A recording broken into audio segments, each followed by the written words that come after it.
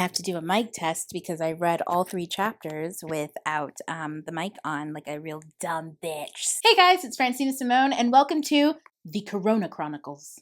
You know, I'm actually pretty serious. I am literally Corona quarantined. It's not just a self-quarantine. My husband actually went to the clinic on Saturday and he tested negative for the flu, so they're testing him for corona. So we have been in self-quarantine for pending testing for like 4 days now. We're supposed to know today, but who knows when that's going to come in because we haven't heard anything.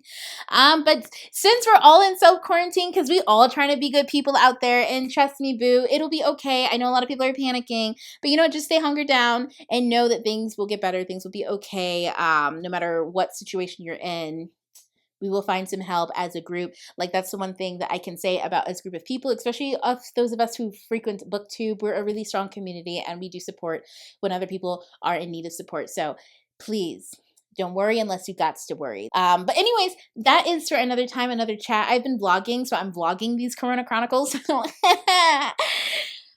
I don't know why, because my whole life is just literally like looks like self-quarantine, but it's a fun thing to do, so I'm going to do it. So check out for some videos every day. But other than that, I wanted to offer some entertainment for our self-quarantine, and I'm going to read the first 3 chapters of Smash It by Francina D. Simone. Yes, bitch. So guys, I hope you enjoy.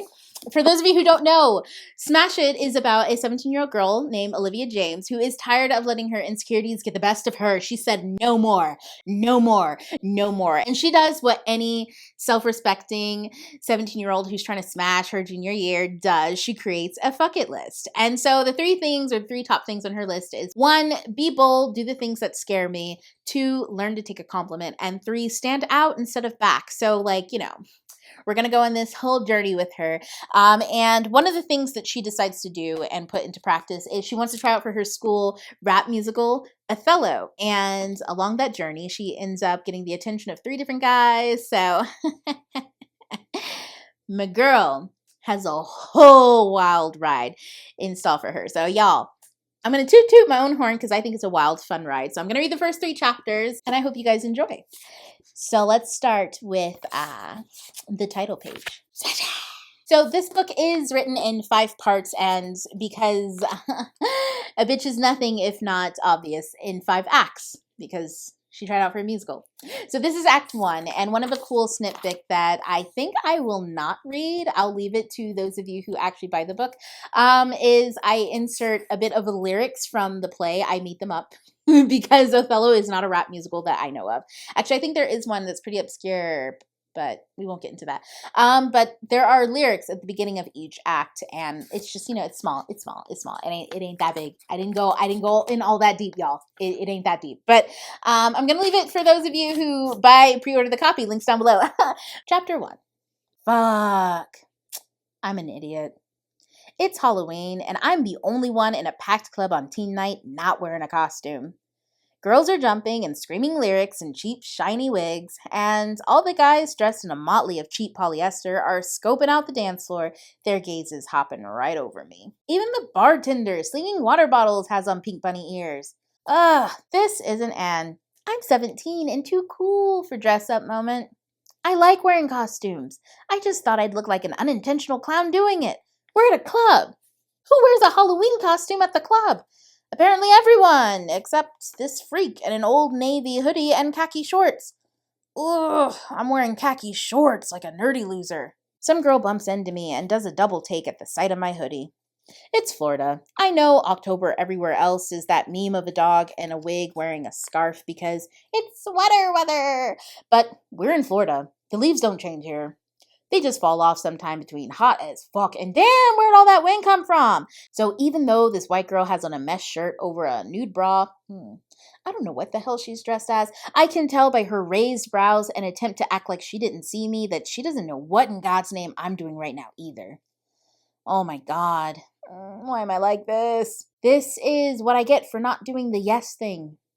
My mom bought this book by Shonda Rhimes, Year of Yes, and I'm not gonna lie, some rich black lady with a gazillion TV shows shouldn't be able to tell me, some sad black girl, how to be all, say yes to the dress. But right now, I'm really wishing I had said yes when Dre asked, are you sure you don't want to put on something? It's a costume party at a club. Don't you have something sexy? Sexy nurse, sexy vet? Hell, cut up your hoodie and go as sexy hobo. I'm wishing I had scissors and the foresight to go as sexy hobo because now, while my best friends are on stage at the hottest teen club in Orlando singing their asses off like rock gods, I look like the freak who has no social shame. The truth is, I have too much social shame. So much shame that it seeps out of me like fresh garlic on the back of the tongue. I make eye contact with Eli. He's on the keyboard, belting out lyrics and twisting in and out of a rap. His voice is the love child of Sam Smith and Adele. He's all suave and mysterious to everyone here, but I know him as the boy who shaved off half an eyebrow when we were 13 and those Peretz Hebrew Palestinian hairy jeans started coming in. His mom and dad were on that Romeo and Juliet vibe back in the day. And even though it makes for an epic love story, with real war and faking deaths to escape their families and countries, epic as hell, their genetic combo gave Eli thick brows and hair like nobody's business. He smiles at me with his dark brown eyes just under his fedora. Of the three of us, he's definitely the broody one, writing poems about nostalgia and love. Dre, on the other hand, he's got on shades. Who wears sunglasses inside at night?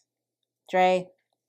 When we were in middle school, Dre used to hide his Spanish and pretend his name was Andrew. I don't blame him. Our school had a lot of white kids, and they always asked dumb as hell questions. I always got, if you can't get your hair wet, how do you wash it?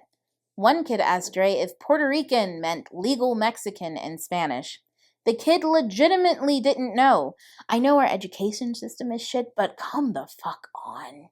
High school has been a game changer for all of us. Our magnet school pulls in kids from all over the county, but now there are too many kids from way too many places. Now we have to be different to fit in. Cue Dre's flashy Spanish Heritage Day is everyday evolution. He's the self-proclaimed Puerto Rican poppy, and he kind of radiates like a sunny day on South Beach. Then there's me, in my hoodie, khaki shorts, and Converse, stuck in the middle of a club with hundreds of kids basking in the glory that is Dre and Eli. I look like an outcast from a bad 90s movie. I'm not uncool, but I do these uncool things, as if I'm addicted to self-sabotage. Mesh Girl looks at me again. She's probably wondering why Dre keeps pointing and making steamy eyes at me while he spits some rhymes in Spanish. I know she's thinking, how'd she get him? Girls have asked me that. They see me with my not slim body and my brown skin and say, no offense, but damn girl, how'd you get with Dre? I'm not. Never have, never will. This flashy thing that he's doing is our signal for me to check his hair. My only job is to make sure it still looks good. I nod and sway to the music, ignoring Mesh Girl's eyebrows, which are raised to the top of her blonde head. Is it bad that I like the attention? I enjoy her envy, even though I'm not the girl she thinks I am. Some girl dressed like a pumpkin shuffles past me and reaches out to touch Dre's hand. Ugh. What she doesn't know is he's transferring half a store's worth of product onto her fingers. He spends so much time on his hair, we have to speed to school, which is probably the last thing we should do in Dre's rusty old car, the Batmobile. It's already 2 gear shifts away from blowing up with us inside. We call it the Batmobile, not because it's cool, but because it looks like 100 bats dropped turds all over it and eroded the paint. Even though it's pretty much trash on wheels, I'm so jealous. I can't even get my mom to let me practice my learners in her car. The queen of burning out engines thinks I'll mess something up. Then again, here I am on Halloween, the only girl in the club not having fun because of my shitty choices. Mesh Girl bumps me with her shoulder. He's hot, right? She's talking about Eli, and I do a weird laugh thing and nod. Because I'm the worst at small talk, and it's too much to yell, yeah, I thought that for years. I can like the way he looks, right? That's normal, right? She doesn't seem to care that my laugh was borderline psychotic. Oh my god, we should totally dance for them. Guys love that shit. Suddenly, this girl I don't know from Eve is pulling me towards the stage, and I start freaking out. I've watched enough romance movies to have this scene planned in my head, but those are fantasies, and this is getting too real. People are staring at us as she starts twerking and swinging her arms around. She waves at me. Come on! Nope. I just smile and shrink back into the crowd. She's clearly one of those people who really believes in herself. Like, no one has ever told her she can't do a damn thing, because here she is, shaking her ass like she invented the booty pop. Mesh Girl isn't looking at me anymore. She's dancing and looking at Eli, and he's looking at her. I know I'm not supposed to care because he's just my best friend, and he and Dre are supposed to interact with the crowd. That's part of the gig, but he's looking at her and smiling like he's impressed. He thinks this girl's half-baked dance moves are cool. He thinks she's cool. I can dance better than that. I could be that cool. Except I'm not. I'm the girl who hides in the crowd. I'm the girl who isn't even in costume, and now the guy I maybe sorta like is smiling and singing to the girl who is doing the scary thing, even though she's not that good at it. Ugh, fuck my life. My crush is about to go up in tired-ass flames like the rest of my dreams. This isn't the first time I've passed up doing what I want because I'm afraid of looking like a clown. It isn't even the 10th or the 100th. Hell, just this morning, I walked by a flyer for the school musical auditions, and when the drama teacher offered me one, I did the weird laugh, and let's just say she'll probably never make eye contact with me again. All I had to do was say yes. All I had to do was tell myself I'd try. Why am I so chicken shit? I make my way to the bar and order a soda. The guy at the bar eyes me as he sprays Coke into my glass. He puts the Coke down in front of me, and just when I want him to walk away and leave me in my despair, he pulls off his pink bunny ears and puts them next to my bubbly soda. Take these. I don't want you to stand out. I shake my head. Honestly, he's got long hair and it's kind of greasy, so there is no way I'm putting that on my head. I'm cool. Don't need pity ears, but thanks.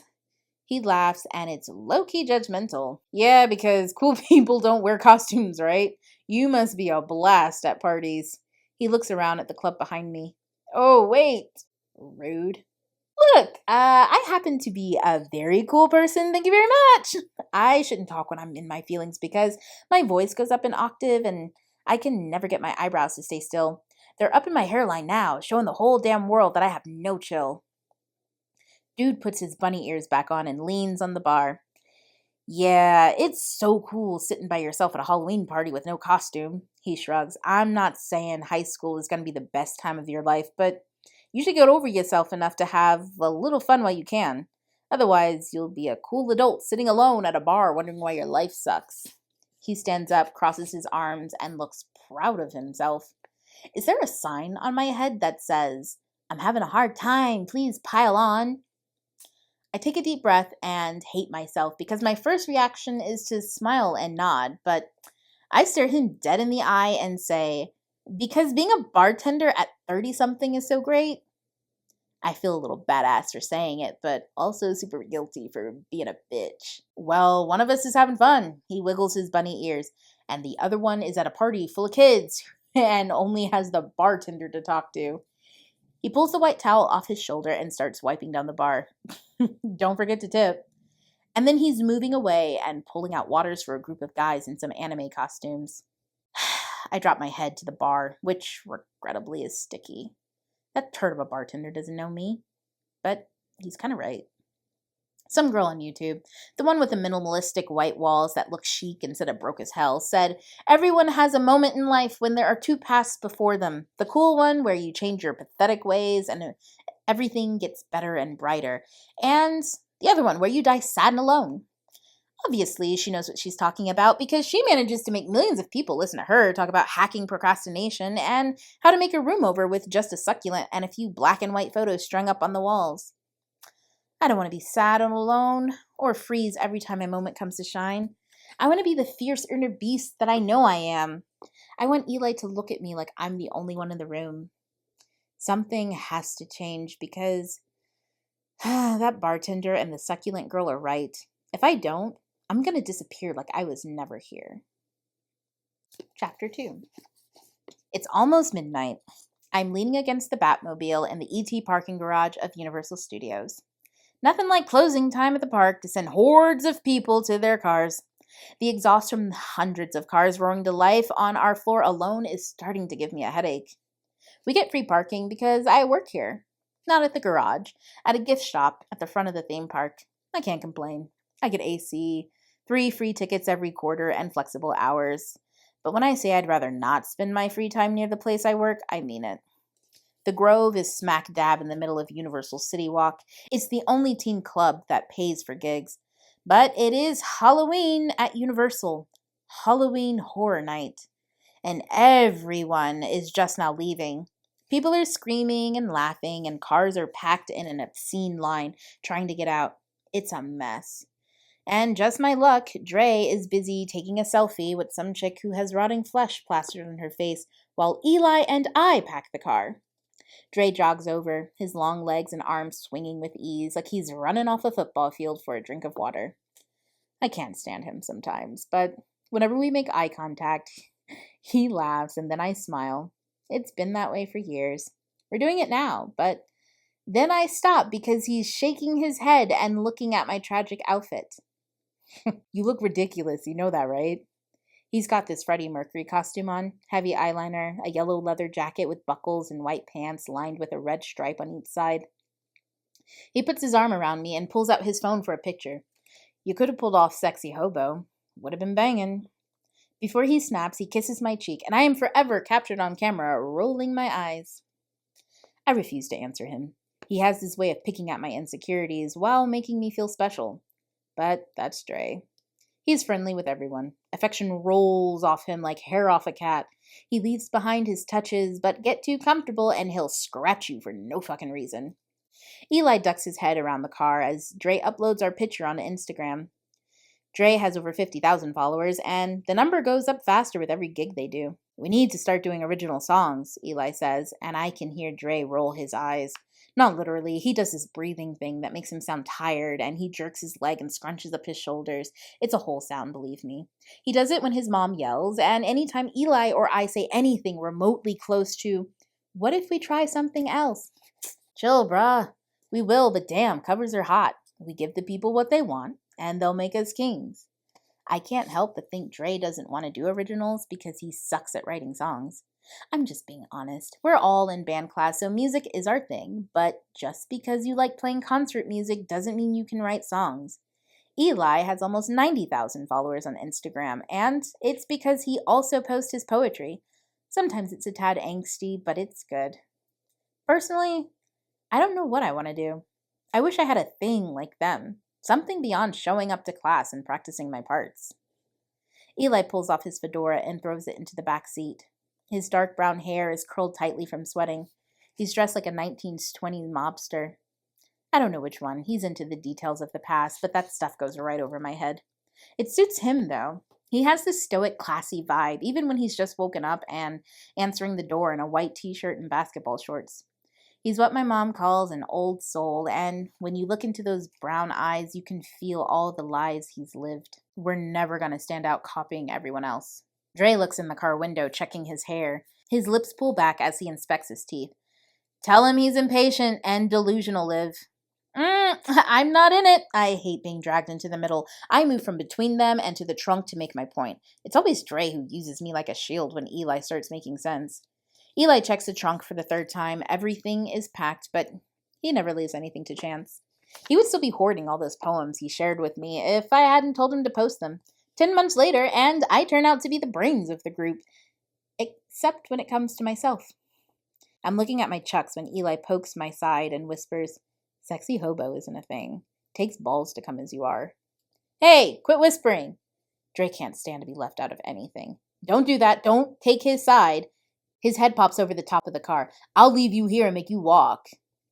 We're not even talking about you. I point at the line of cars inching past us like snails, one of them leaving a trail of oil. And if I have to hitch a ride and my mom sees me coming home with some rando who belongs in a headline, she'll fuck you up. She's still pissed about the tire marks on the grass.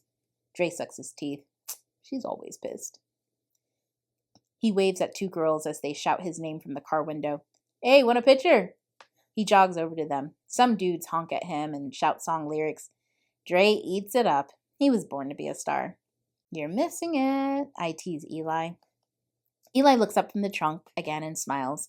He's got big front teeth, and they're so straight. He never needed braces, and he's got beautiful lips to frame them. Elijah Peretz won the genetic lottery. Everything I need is right here. He means his keyboard. I know it looks like he means me because he's staring at me with Eli eyes. They kind of squint when he smiles, and sometimes he dips his head like he's embarrassed. Can you cough up a hairball somewhere else? We are reading. Sorry. I know it looks like he means me because he's staring at me with Eli eyes. They kind of squint when he smiles, and sometimes he dips his head like he's embarrassed and his lip catches on his teeth. But that's just Eli. He makes that face to everyone. Regardless, I can't hold eye contact when he's like that. My God, it's like staring at the sun. I am Icarus or some chick who will get really bad heart cataracts if I keep looking. He can't help it. It's the broody thing. But I can't help being the idiot girl who falls in love with one of her best friends. Besides, I'm not his type. Eli's last crush was a redhead choir chick. She used to sing jingles about the bagels the choir sold in the mornings. I still can't look at a bagel without remembering her line about spreading cream cheese with ease. Also, contrary to me having the balls to come as I am to a Halloween function where everyone and their dog are in costume, I do have lines. Falling for a best friend and doing the unrequited love thing is one of them. At least, I had that line. I lost track of it somewhere in between Eli's smiles. Eli closes the trunk and we pile into the car. He's flipping through a playlist, playing me songs he thinks I'll like. He knows I have a thing for love songs and he finds all the best ones. Dre is still soaking up attention from passing cars. I honk the horn. Hurry up, Dre! My mom can be chill about curfew, but it's late as hell and she'll beat the black off my ass if I waltz in past 1 in the morning. I can hear her now. What do you think I raised, a hoe? As if staying out late is synonymous with sleeping around. And I know girls who do sleep around. If anything, there's something to look up to. They've got this air of independence, like they own something I don't have but really need. Or maybe it just seems like that because I've been a major horn dog ever since I watched Titanic and saw Leonardo DiCaprio draw Kate Winslet like one of his French girls. Anyway, I'm not wrong. We pull into our neighborhood where the houses are all 2 stories and, as my sister always says, look way too damn much alike. I like the tall arched entryways and alternating white and beach sand colored painted houses, and our bright orange Spanish villa roof. What I don't like is that the entryway light is on. By the time I get inside, it's 5 minutes after 1 and my mom is standing in the kitchen with a glass of wine and a face full of attitude. On our white marble counter is another glass with pink lipstick stains, and I know Dre's mom, Gloria, was here too. They watched the new Housewives of Atlanta episodes together, but that had to have been hours ago. Why my mom is still drinking wine at 1 in the morning is something I'm not allowed to ask. Not while she's being all quiet and looking me up and down. What time is it? Damn, Ma. Like you're not standing next to an oven clock. 1. She sips her wine and then crosses her hands over her body, the wine swirling as she rhythmically circles the glass. What day is it? I love my mom, but she's so annoying. She doesn't just get to the point. She drags it out like I'm a dog and she's rubbing my nose and shit. Halloween. You smart now. Her eyes cut at me. I know not to push her, but I have my limits too. I'm not a bad kid. I don't drink. I think alcohol is nasty. Like, who chooses to drink that burn your throat flavor when you could drink a smoothie? I'd rather die fat than from liver problems. I also don't do drugs. Just not my thing. I'm not having sex. Not that I don't want to. It's just no one has asked me out. And I know I'm in the new age where women are taking their power, but have you met my mother? I don't have power of my own to take. Wednesday, I correct. I'm not even going to try to explain myself. That just makes her twist my words. I'm literally 5 minutes late. I didn't kill Jesus. Still, I keep my face blank because one twitch and this bitch will go apeshit. She's got a job at a fancy event management company downtown planning weddings. The kind of place with big windows, shiny marble floors, and granite reception desk. It pays well. We have a 4-bedroom house, and I've never had to worry about food in the fridge or ask for new stuff. But it's long hours, and she's always bringing work home. That, plus the fact that she doesn't turn off the boss bitch attitude, means she's always in a bad mood, and she'll take away all my privileges until she remembers I'm actually a good kid. I ain't got time for all that, so I keep my mouth shut. She looks me up and down again and scrunches up her face. Did you wear that? She says it like I'm actually in some version of sexy hobo Dre suggested I wear. She's staring at me like she can't compute. I swear to God. If my mother roasts me for being lame on Halloween, I will burn this house down. Her gaze is stuck on my shorts. First of all, Oh my God, she is doing this. You're wearing a hoodie and shorts. Either it's hot or it's cold. Pick one. Second, she waves the hand holding the wine glass at my shorts. You have way too much booty. And there are nasty ass men out there who will look at your ass and they don't care that you're only 17. Oh, I groan. This is worse than a roast. My mother is tall and has a willowy frame, and she's always telling me I'm too curvy and too fat for anything except clothes that 30-year-old women working at less fancy management companies wear. These shorts are mid-thigh. My ass isn't hanging out. These aren't shake-em shorts, and I sure as hell ain't getting any play in these. I let my face slip a little, and my mother is all over it. No, no. You think you know it all until shit happens and mama's not there to save your ass. You have too much body. You can't walk around like your little white friends. You're a black girl, sweetie. People look at you different. I can't stop myself. Oh my God, really? I look at my skin. When did it happen? My mom thinks that because I'm not all Black Panther, I don't know I'm black. She's always sent me to schools with a lot of white kids. So yes, some of my friends are white. I don't get why that confuses her. And as usual, she conveniently forgets my two best friends are both brown. Every time. I can't win with her. If I'm not surrounded by black kids all the time, I'm wrong. Fix your attitude. It's about how you present yourself in public. I really look at my outfit because other than it being Halloween and me being the only idiot not in costume, I don't understand what she's talking about. I have an ass. Nothing short of a tent will cover that up. I have breasts, but you can't even see them under my hoodie. I don't even look my age. Especially with my hair pulled up in a bun of thick curls, I look like a kid. I'm about to burst. I can't stand to have her pick me apart. For some reason, it hurts more when she does it than when I think other people are doing it. Nothing is good enough. In her eyes, I'm flawed. She looks at the clock again and sighs. Anyway, I'll let it slide this time. Let it happen again, and it'll be the last time. She takes another sip of wine before pouring the rest down the sink. I can't leave the kitchen soon enough, but she calls me back before I reach the stairway leading to my room. I don't trust myself to speak because I'm still so pissed. I can't even look at her. You don't understand it now, but I love you. You and your sister are my everything. But this world will take you and break you. She's wiping the counter and fishing for eye contact. It's just me and her. My sister's been doing her own thing for 5 years now, so my mom is extra focused on me like I'm her last egg and she doesn't want me to hatch. I don't have the stamina or the patience for it anymore. Go get some sleep, she says. She's like that Lifetime movie where it turns out the monster is the lady keeping you locked in the house by telling you the world will kill you if you leave her. Honestly, I can't take her crazy. In my room, I kick off my shoes, scuffing up my purple rag rug. Twinks, my cat, is curled up on my bed and barely cracks an eye to look at me.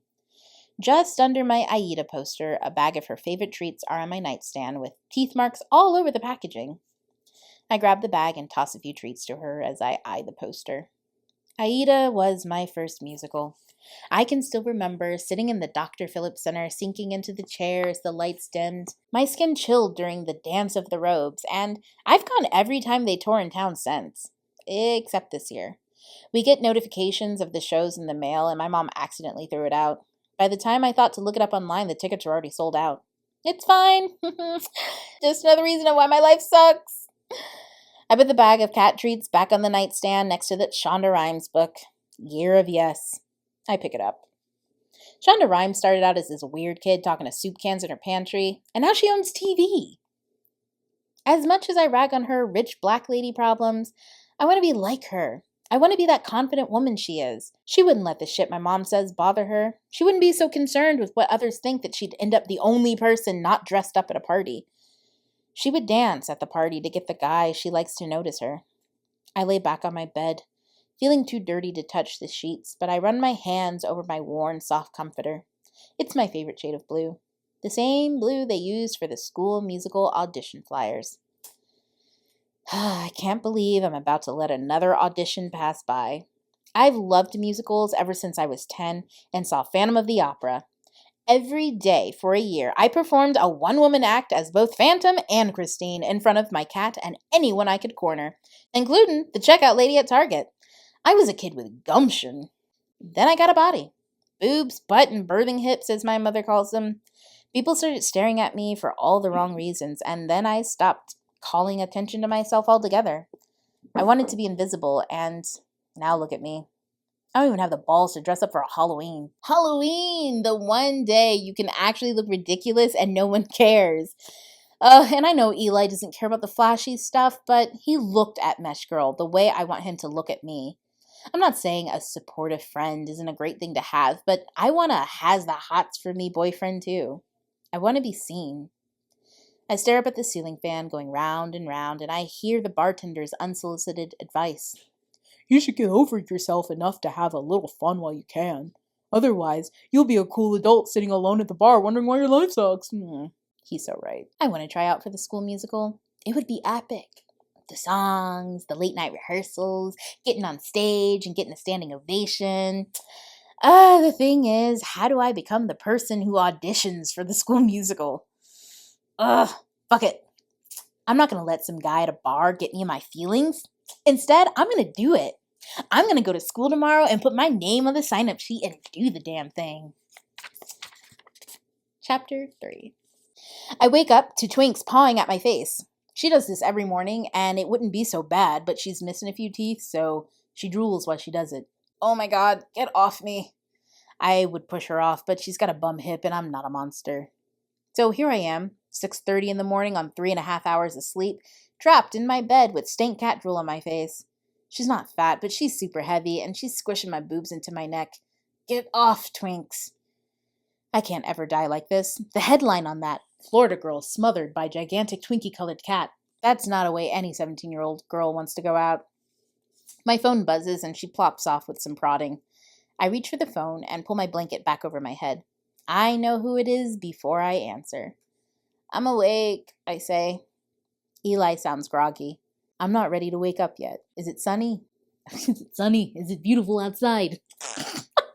I'm not ready to wake up yet. Is it sunny? Is it beautiful? He's so goddamn weird. I love it, though. He's been my wake-up call since sometime over the summer, and we never stopped. I have no idea why we keep doing this or how we even started. We don't talk about it. He just calls, and I answer. He sounds different on the phone, his voice low and thoughtful. Open your eyes and look out the window. His house is next to mine. His bedroom window is literally across from mine. It's how I met him and Dre when I moved to the neighborhood. Dre was at Eli's house, and they were watching me with binoculars while I unpacked. It was weird, but back then I was more interested in making friends than talking about why peeping into my window like we were on some made-for-Disney kids movie was extremely creepy and problematic. We've been the three of us ever since. Eli breathes and says my name. I'm used to it now, so I don't hold my breath and wait for some declaration of love like I did over the summer. The thought makes my face burn. I know I'm not the usual type of girl Eli goes for, but I'm pretty sure we've got something going on between us. Maybe. I think. Eli? I imagine him under his covers, the same way I'm under mine. His are gray and just as soft, and they smell like his deodorant and cologne. I know this, but I also know what Dre's sheets and bed smells like, so I mark this as not stalkerish in my book. I need you to do this for me. He says that every time, and the pause between I need you and to do this for me is getting longer and longer. I'm making it up in my head, and I really need a shrink or to stop watching so many romance movies with my mom. Live. He's doing that dramatic I'm dying voice, and it's a crime against hearts. He doesn't even know he's committing it. What does this thing we're doing even mean? Ugh, it's so secret and between just us that it makes me feel things I shouldn't feel. And asking outright would potentially destroy a solid friendship, not to mention our group dynamic. I cannot be that girl. Unless he wants us to be those people, then I'm totally down. But I can't read him.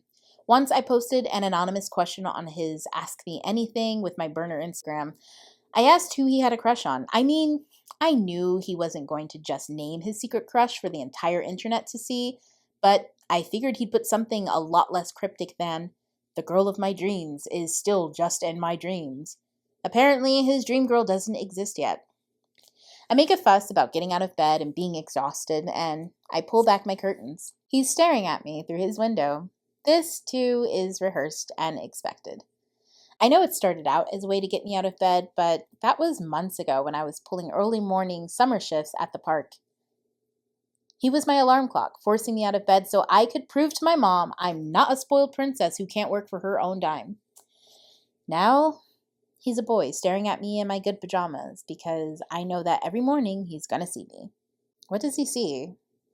Why does he keep looking? I lean on my window. What do you know? It's another sunny day in the Sunshine State. Probably already 80 degrees and climbing. I cross my arms over my stomach. It's my problem area.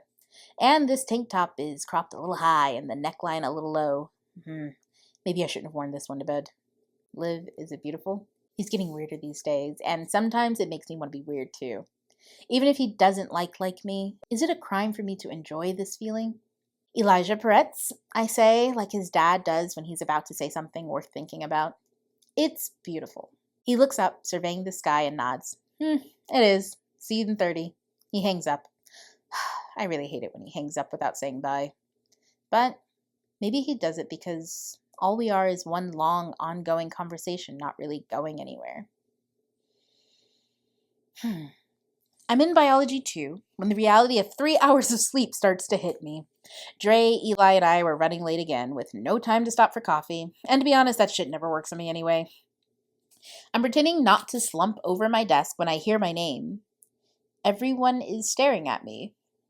Miss James? I hate it when teachers use that name. My dad gave me nothing but big eyes and hips. I use my mom's name for almost everything. Johnson. The old man didn't stick around long enough for me to remember what he looks like, so why should I have to suffer the, "Do you know LeBron James?" questions? Okay, I got asked that only once, but sperm donor is the worst man in the world for leaving my mom with a freshly baked baby and a lifetime of childcare bills and worries to suffer alone. I look up at Mrs. Darcy, who told us on the first day that she's tired of the Jane Austen jokes. She's got wild frizzy hair, and it's red. Box color red. Around her pink face. She's always wearing bright colored shirts that make her face look extra flushed. But she's a nice lady, so I try really hard not to judge her and wonder, why these choices? You're with Miss Baker. Mrs. Darcy looks down at her clipboard, and I have no idea what's happening. She goes on to the next student, calling out partners. I don't know who Baker is. I don't really know anyone in this class. I picked biology 2 because I got good grades in biology 1, and I heard the physics teacher sucked on epic proportions. I can't afford to bring home bad grades, and rumor has it Mrs. Darcy is hard but fair, so bio 2 it was. I glance around. Everyone else is slowly getting up and breaking into pairs, and I still can't find this Baker girl. Someone taps my shoulder. I turn around, and Dreads is behind me. That's what I call her in my head. She's a skinny mixed girl with these long dreads wrapped in wires and jewels. Big gold hoop earrings dangle from her ears, and she's wearing a red plaid button-down over a rocker tee. None of what she's wearing should make sense, but she looks cool. The kind of cool that matters after high school. Baker? I ask. Lennox, she corrects with a nod of her head. She takes the now empty seat next to me. Olivia, right? You always raising a hand and shit. I nod. I'm not embarrassed about being that kid. I want good grades, and I'm not afraid to do what it takes to get them. Well, the legal stuff, like asking questions and doing my homework. That's lit. I'm not trying to be fucked up with a slacker. Good stuff. She leans back and fills me in on what we're supposed to be doing. The unit we're on is forensics, and we've been given a crime scene to solve by the end of the semester. We've got crime scene A, and she opts to be the detective, because she can spot a lying motherfucker from a mile away. She pulls out her binder and opens it to a fresh piece of paper. On its other side is the audition flyer for this school musical, Othello. Well, damn, you put something out into the universe and it delivers. Overnight, apparently. She sees me looking and puts the flyer on my desk. You like theater? You should try out. I know what Othello is about. We read it earlier this year in English. Basically, a really psychotic dude, Iago, was pissed he got passed up for promotion. So he manipulated his boss, Othello, into believing Othello's wife, Desdemona, was sleeping with Cassio, the guy who got the promotion. And because it's Shakespeare, Desdemona gets smothered with a pillow and just about everyone dies at the end. Normally, I'd be all about Iago's manipulative ass, and I know last night I said I'd sign up, but I'm getting images of me singing and dancing on stage in a costume that will make me look like an Oompa Loompa. A bunch of weird words come out of my mouth, and she's looking at me like she's spotting a lying motherfucker right now, and I settle on, I do, but I'm not good enough to try out. I know I'm punking out and proving the bartender right, but a girl is not ready. I need more than 3 hours of sleep before I start diving into the deep end. I know change requires bold moves, but this is bright neon yellow jacket bold, and it's not even 10 in the morning. Says who? Lennox is the kind of girl who wears red lipstick and it doesn't look weird on her.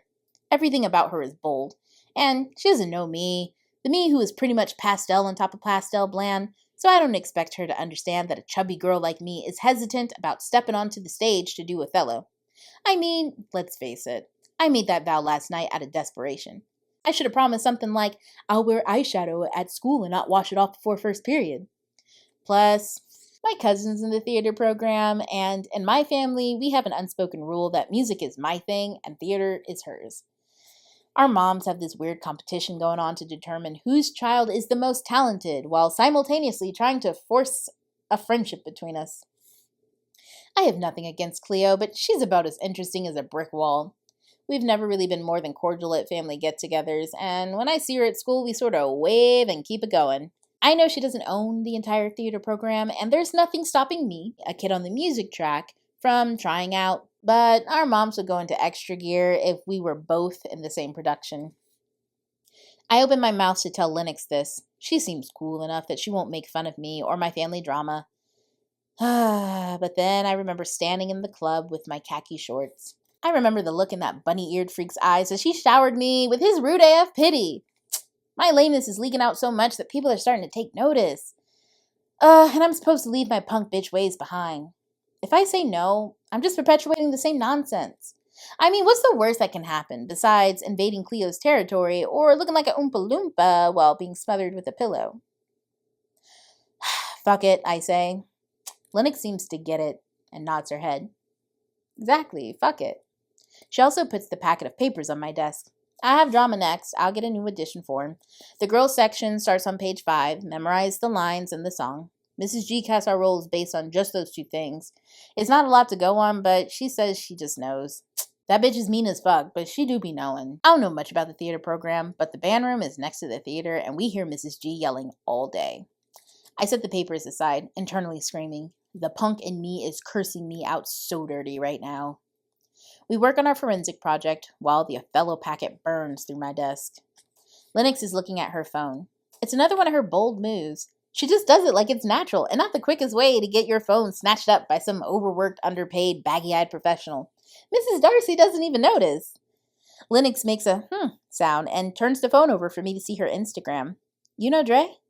It's the picture from last night where he's kissing my unamused face. Yeah, we're friends. This is going to go one of 2 ways. She's going to ask me to hook her up with him, or she's going to be passive-aggressive because she thinks I'm competition. I wait for it. But instead she drops, yeah, I slept with him over the summer. He's all right. It was his first time, so he wasn't sure where to put his hands. But he can lay it down. My jaw drops. Like, I don't have it anymore. R.I.P. solid foods. I look like a fish, but I can't move my mouth and be a mature adult about this. Lennox looks up, pockets her phone, and pulls together her eyebrows. Girl, you all right?